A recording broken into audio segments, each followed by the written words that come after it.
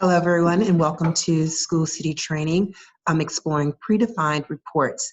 In today's session, what we're going to learn is about navigating the predefined reports and reviewing test results. Let's get started.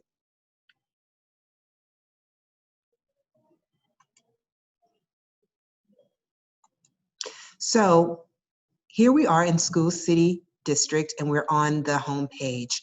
What we want to do, there's two different ways to access the reports. The first way is to see the flip card, which is very obvious with the reports button here. If I click the reports button, you'll see a series of bullets that have other reports, test results, student responses, and questions. If you click test results, it takes you immediately to the test results platform.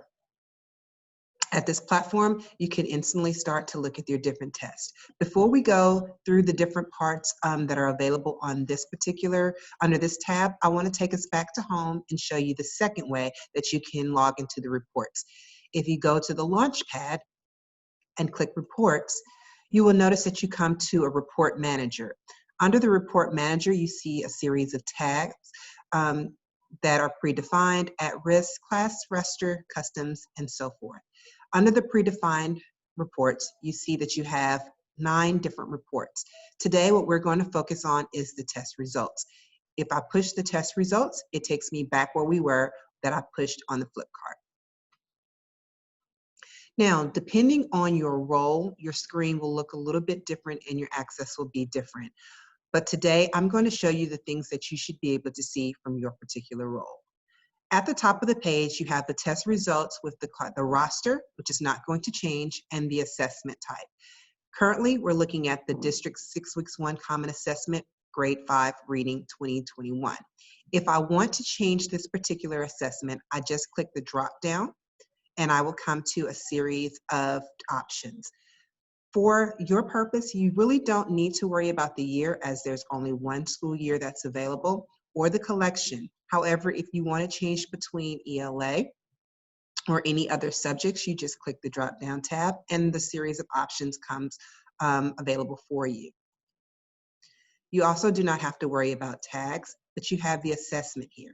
If I want to change to a different assessment, I simply click the tab and the assessments that are available pop up.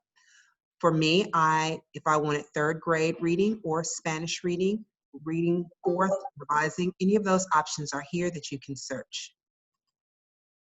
Once you make your decision, you would need to click Apply.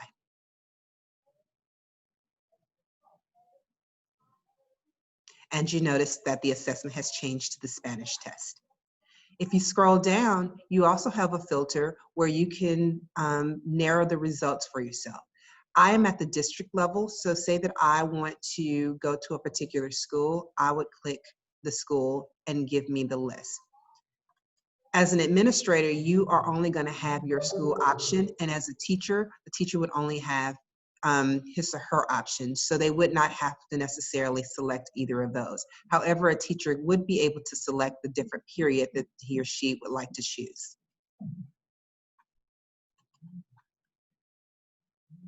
So the standard is that all of the schools or all of the tabs will be selected. You have to decide which particular school or teacher or period you want. So I am going to, for training purposes, pick a school.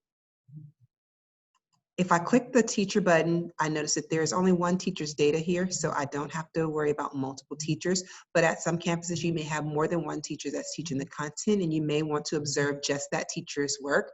And you, of course, keep in mind that you would have to unselect all and select the person that you want.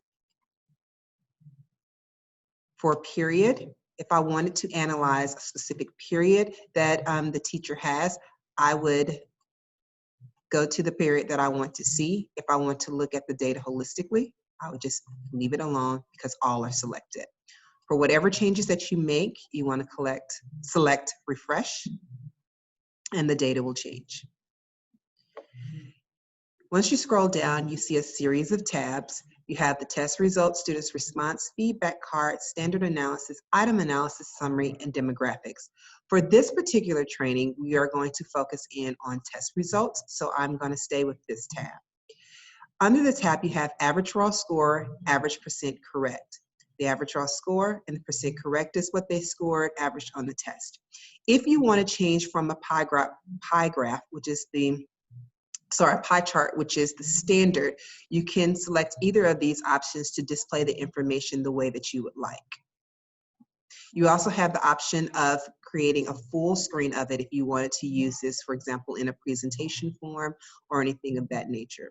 You have here your key so that you can look at what each of the colors represents. In the performance level summary, you can also decide whether or not you want to display certain numbers. So for example, if I did not want to select the did not meets to showcase, I could just uncheck that, and only thing that I would see below would be the approaches, meets, and masters. Just an FYI, these numbers are not calculated for your domain 1, which means that out of the 51 students, only 11 did not pass, but you notice it says 11 are approaches. This is not accurate. You would have to calculate the masters, meets, and approaches to get the actual number of students who approached. Same for meets with calculating the 12 plus the 17.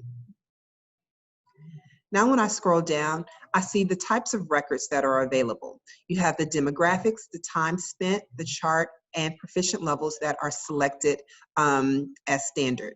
If you select proficient, non-proficient, it's going to change the performance level from the approaches, meets, and masters and did not meet to simply proficient and non-proficient. So for this particular setting, I normally would not recommend changing it. Once you scroll down, you'll have a list of the students, their information, the grade level, their raw score, and their percent correct. You will also have the performance level, the time spent, and the demographic characteristics as we've selected at the top. Say that you want to sort your information, you can do so. So if right now you notice a performance level is random, if I select the correct percentage, it will order the students in order from least to greatest at first. If I click it again, it will order the students from greatest to least. This may help you with deciding on different tiers and grouping the students together. In addition to that, if you click on a student's name, you will get their historical information and what they've done on all of their assessments that they have taken. So if I click on Manuel, you will notice that I get all of his tests and all of his scores that he's taken so far in DAN. You also have local assessments and standards that are broken down, this class schedule and accommodations. To go back, you simply close the screen. This concludes the test results section of the page. Stay tuned for our next video, which will deal with the student response to flip cards, feedback cards, sorry, and the standard analysis. Thank you. If you have any questions, please do not hesitate to reach out and ask. We are available.